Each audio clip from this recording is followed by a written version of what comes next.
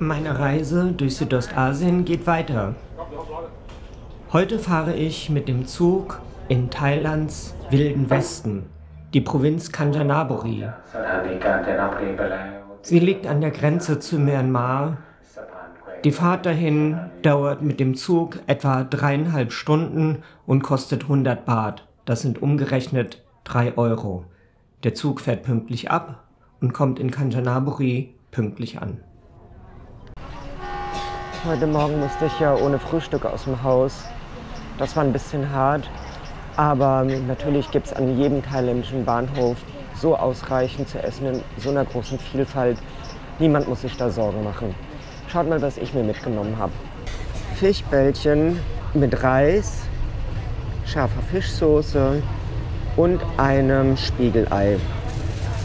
Dazu einen Löffel, für den bin ich extra noch mal über die Straße gerannt, den hätte ich fast vergessen.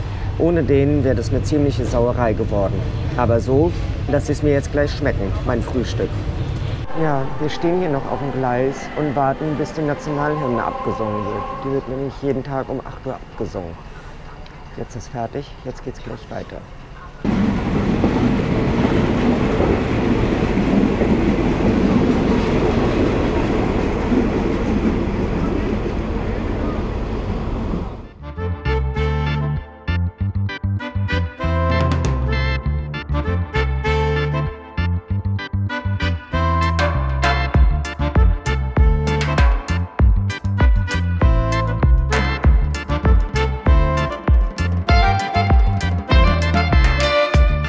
Wenn man sehen will, warum die Holzklasse Holzklasse heißt.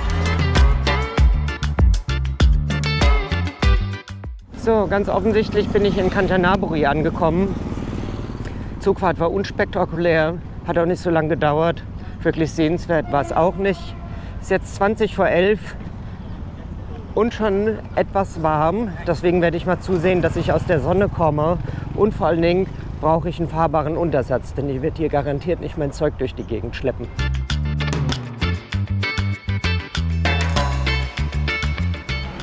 Niemand läuft hier.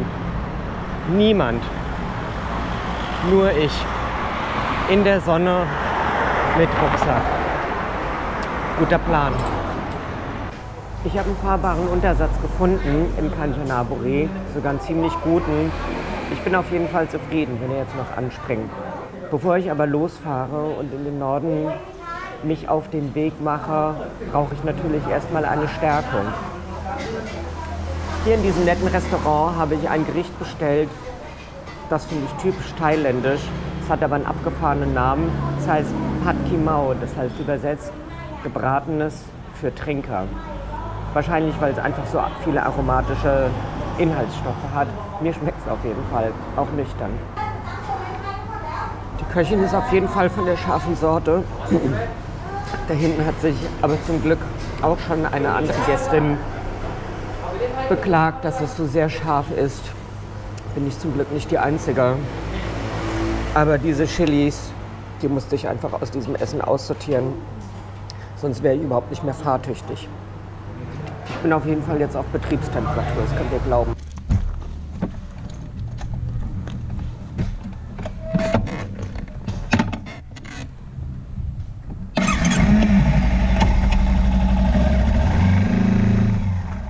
Als erstes besuche ich aber mal eine Freundin in der Nähe, die ich schon sehr lange kenne und bei der ich heute zum Abendessen eingeladen bin. Jetzt kann ich euch mal zeigen, wie es hier in Thailand auf dem Dorf in der Küche zugeht. Wobei die Küche eigentlich gar keine richtige Küche ist, zumindest nicht so, wie wir sie kennen, weil sie im Freien ist. Das ist der Herd, da steht auch schon ein Topf drauf, betrieben wird er mit Holzkohle. Und hier unten ist der Backofen. Da kann man noch was reintun, um es zu backen. Besteht aus einem mit Beton ausgegossenen Farbeimer. Man kann natürlich nicht nur einen Topf draufstellen, das Ganze gibt es auch noch eine Nummer größer. Dann kann man einen Wok draufstellen. Diese Art, die Küche zu befeuern, ist übrigens nachhaltig, weil sie mit Holzkohle betrieben wird. Und die Holzkohle kommt nicht von irgendwo her, sondern sie kommt direkt aus dem Wald nebenan. Da arbeitet nämlich die Schwester von der Familie hier als Köhlerin und bringt einfach immer mal einen Sack Holzkohle vorbei. Das sind die beiden Ofenanzünder einmal Kokosfasern und ein Stück von einem Motorradschlauch. Die Temperatur regeln kann man bei dieser Art zu kochen allerdings nur schwer. Wenn man sich fragt, wie man auf die Idee kommt, Papayasalat zu machen aus unreifen Papayas, dann muss man nur mal hier oben schauen, denn hier hängen sie. Papayas kann man einfach so vom Baum schütteln und entweder reifen lassen, dann sind sie süß, oder man macht Papayasalat draus. Den muss ich euch auch mal zeigen. Eine Köstlichkeit, einmal gegessen, kann man nie wieder vergessen.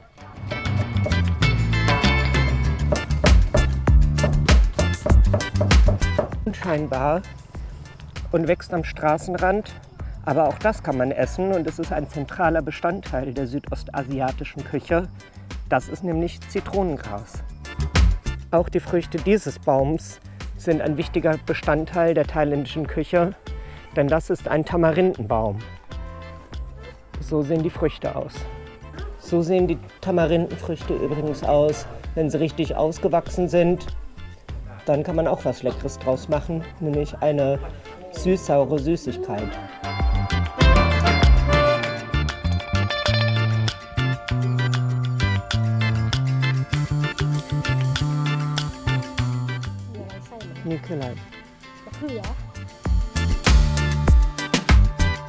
Das ist der Herd, der heizt schon mal vor, dass wir später schöne Holzkohle haben, denn darauf kochen wir heute Abend.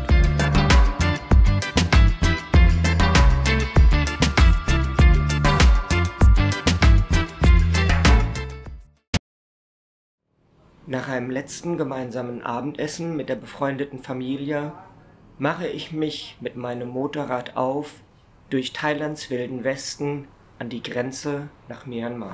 Auf 6 Rädern bin ich hier unterwegs. 4 zeigen in die Luft und 2 sind am Boden.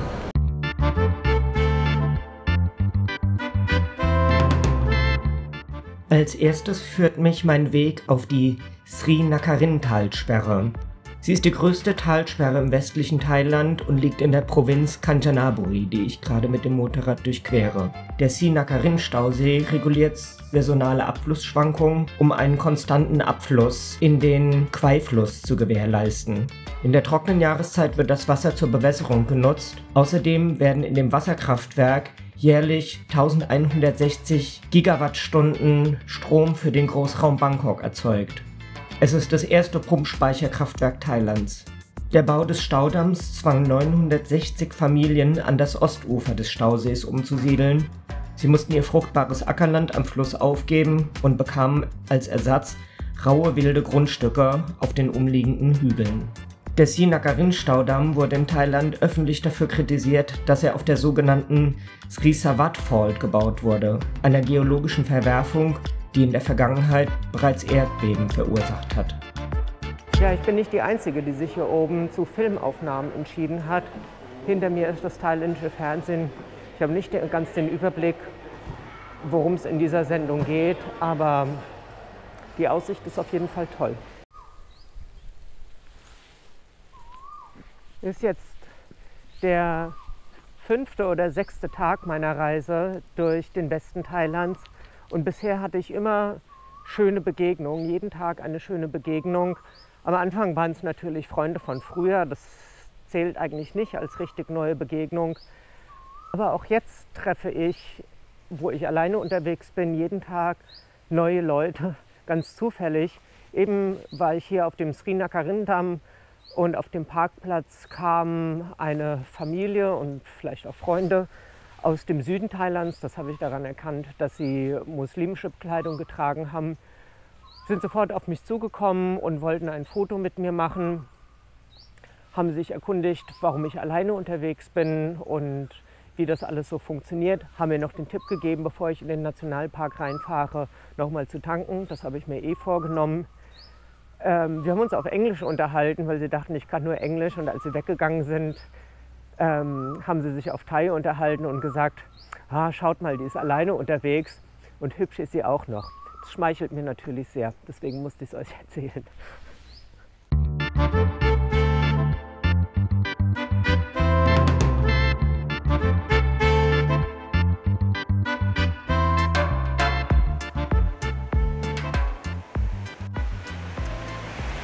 Ich bin jetzt bei den Erawan-Wasserfällen im Erawan-Nationalpark.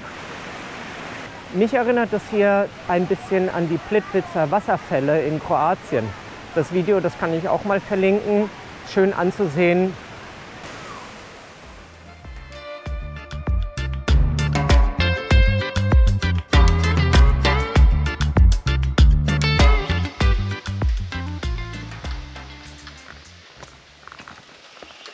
Hier knarrt es ganz schön im Bambuswald. Ich erzähle euch das kurz, bevor ich komplett außer Atem bin, denn jetzt geht es gleich hinter mir steil bergauf. Ich bin bei der Pratat Cave, also der Pratat-Höhle im Erawan Nationalpark. Das ist einer der berühmtesten Nationalparks in Thailand. Da ist eine Höhle, die ist so besonders, dass ich sie euch zeigen muss. Ein sehr heiliger Ort. Aber ich habe noch eine Stunde Fußmarsch vor mir und die geht ziemlich steil bergauf.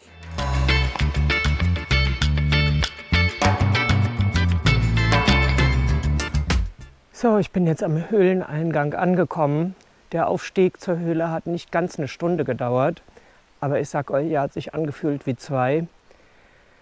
Die Mücken haben mich vor sich hergetrieben, denn wirklich anhalten konnte ich hier im T-Shirt nicht, sonst hätte ich hier oben schon eingefallene Wangen, weil sie mir so viel Blut abgesaugt hätten. In diesen Bambuswäldern ist das mit den Mücken immer sehr schlimm.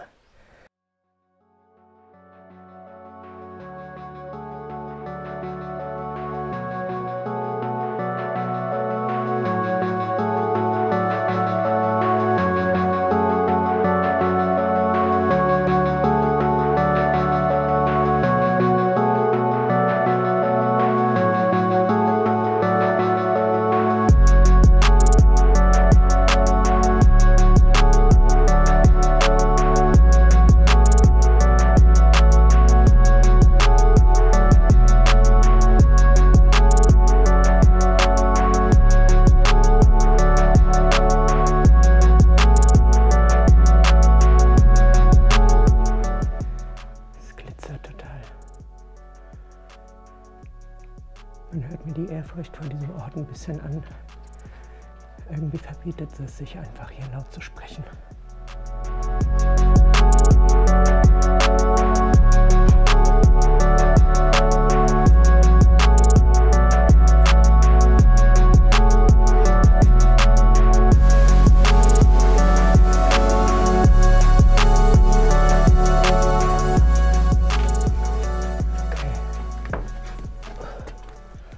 Eng. Gleich bin ich auch wieder draußen.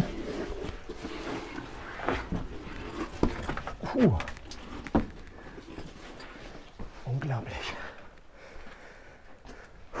Unglaublich. Wow, diese Höhle, die hätte ich echt unterschätzt. Habe ich mir nicht so viel davon versprochen, aber die war es wirklich wert. Ich habe ja auch schon einige Höhlen gesehen, aber so mit diesen vielen unterschiedlichen Formationen und dass man da drin so alleine ist. Jetzt war ich mit dem Führer zum Glück zu zweit, aber nur mit einer Taschenlampe. Ich komme mir gerade ein bisschen vor, als wäre ich auf dem LSD-Trip gewesen.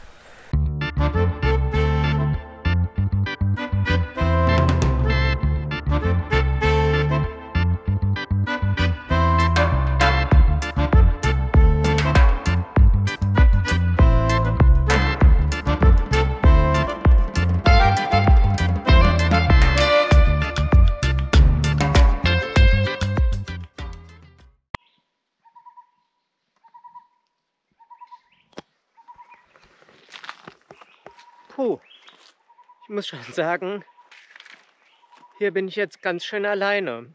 3 Uhr nachmittags, ich bin im Erawan Nationalpark. Die Straße ist schlechter, das Motorrad macht es aber mit, ich auch. Und jetzt werde ich mal schauen, wie es weitergeht. Wahrscheinlich wird die Straße nicht wesentlich besser werden. Ich würde aber gerne schon in den nächsten 2 Stunden ankommen. Da muss ich jetzt aber auch ein bisschen Gas geben, deswegen geht es jetzt weiter.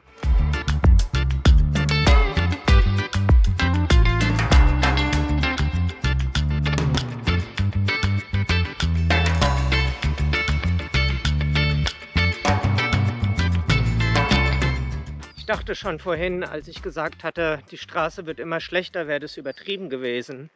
Aber sie wird tatsächlich immer schlechter. Jetzt nur noch so eine Schotterpiste. Da hinten waren auch jede Menge Schlaglöcher. Und ich werde vor Einbruch der Dunkelheit hier gar nicht mehr rauskommen. Das ist auch so ein bisschen unangenehm. Ich bin mal gespannt, wie der Tag endet.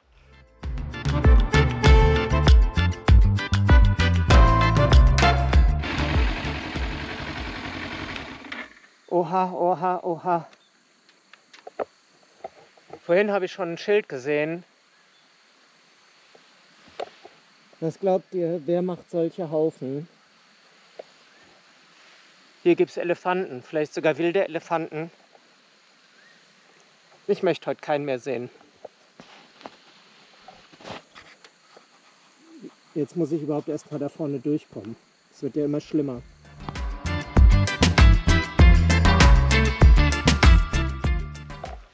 Huiuiui, endlich wieder zurück in der Zivilisation. Gut durchgestanden, diese Offroad-Passage.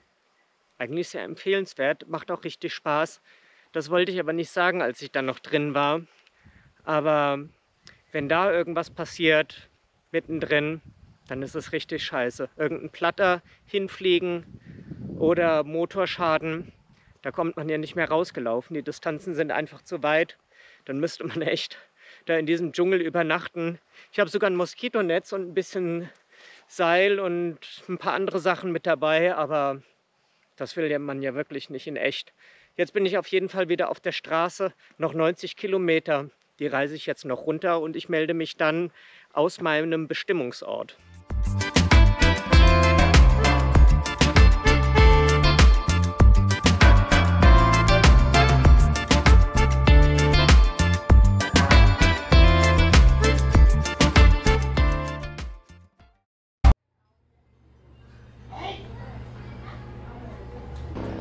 Je weiter man ab vom Schuss ist, umso besser werden die Nudelsuppen. Ihr wisst, ich bin heute den ganzen Tag durch den Dschungel gefahren und da ist das Mittagessen leider ausgefallen. Deswegen muss ich es jetzt umso dringender nachholen. Ich fange den Abend mal mit einer Nudelsuppe an. Ich bin hier im Mondorf und ich habe mir Reisnudeln mit Schweinefleischbällchen, noch zusätzlichem Schweinefleisch gehackt, bestellt. Dazu gibt es Gemüse. Das ist auch immer sehr gut, kann man einfach so viel nehmen, wie man will. Und wenn man alles aufgegessen hat, liefern die nach. Das, warum diese Suppe so blutfarben ist, liegt daran, dass da Blut reingegossen wurde. Schmeckt aber ausgezeichnet und macht sie noch reichhaltiger, als sie ohnehin schon ist. Bei dem Gemüse kann man immer mal gucken. Es kann sein, dass da auch ab und zu mal eine Raupe mit dabei ist. Das ist doch aber nicht schlimm. Woanders bezahlt man hier dafür.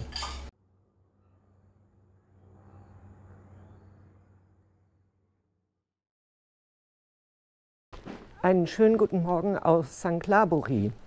Hier bin ich ja gestern Nacht angekommen, nach einer wilden Fahrt durch den Dschungel im Nationalpark. Und heute Morgen interessiert mich besonders, wie es dem Motorrad geht. Mir persönlich geht es gut. Das Motorrad ist erstens noch da muss man sich hier in Thailand keine Sorgen machen. Zweitens, es tropft kein Öl unten raus oder andere Flüssigkeiten und beide Reifen haben noch Luft.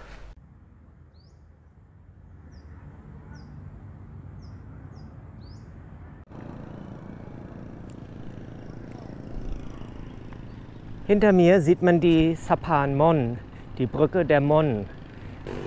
Hier in St. Claboury sind nämlich nicht mehr alle Thais, sie sind zwar noch Thailänder, aber viele gehören auch zum Volk der Mon. Das ist ein Volk, das nur teilweise in Thailand lebt, aber viele von ihnen leben auch in Myanmar und wir sind ja hier genau an der Grenze. In St. Claboury ist man gewissermaßen in einer Sackgasse, denn die Stadt ist umgeben von zwei großen Stauseen und viel Gebirge, sozusagen die thailändischen Alpen. Dazu kommt, dass im Norden und im Westen die Grenze zu Myanmar liegt. Myanmar ist wieder eine Militärdiktatur und hier gibt es ohne weiteres kein Weiterkommen. Ich versuche deswegen die wenigen Routenoptionen, die es gibt, zu erkunden und mich so weit wie möglich an die Grenze heranzutasten.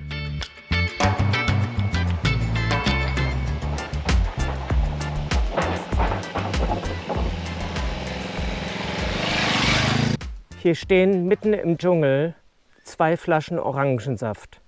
Und hier haben offenbar auch schon mal welche gestanden. Warum ist das wohl so? Das ist für die Geister dieses Ortes. Die hat jemand hierher gestellt als Opfergabe. Sehr freundlich.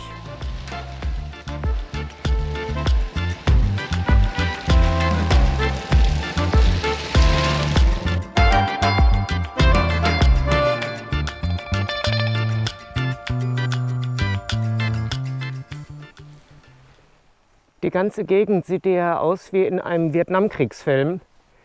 Das liegt daran, dass hier in Kanchanaburi ganz viele Vietnamkriegsfilme gedreht worden sind.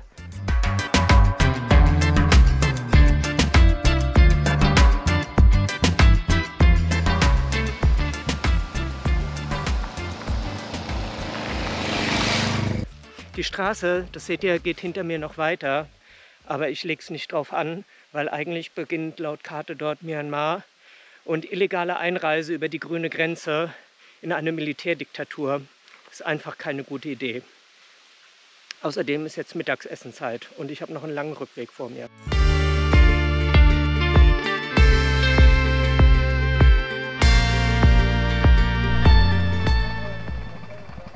Es ist Abend am See.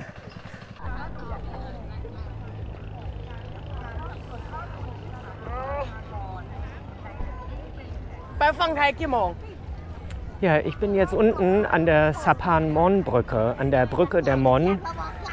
Auf der einen Flussseite ist Sangkhlaburi und auf der anderen Seite ist Ban Wang Kha. Das ist das Mon-Dorf, der Teil, wo die Mon leben. Man erkennt sie oft daran, dass sie so gelbe Creme ins Gesicht geschmiert haben. Die ist typisch in Myanmar, wo ein großer Teil der Mon auch herstammt. Das ist übrigens die Paste, die sich die Menschen in Myanmar und auch die Mon hier in Thailand ins Gesicht schmieren. Man hat schon manche gesehen, die haben hier so goldgelbe Kreise. Das machen vor allen Dingen die Frauen. Das kühlt, es schützt vor Sonne und ist auch Teil ihrer Kosmetik. Eine burmesische Pistole hat er mir gerade erzählt. Oh, Automatic, ne? Komm, guten Tag.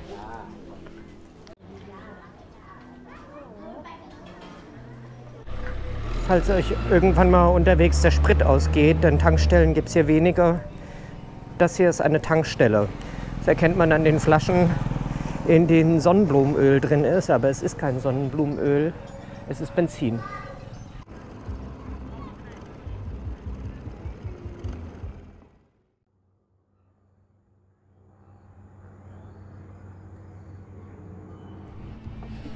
Ist ja irgendwie lustig, dass am Ende dieses Videos auch wieder eine Brücke eine Rolle spielt und im Hintergrund läuft auch wieder Live-Musik. Ich bin angekommen an der westlichsten Ecke von Thailand. Damit geht auch dieser Reiseabschnitt zu Ende. Ich hoffe, es hat euch gefallen und wir sehen uns beim nächsten Mal. Ich bin gespannt, wo es dahin geht.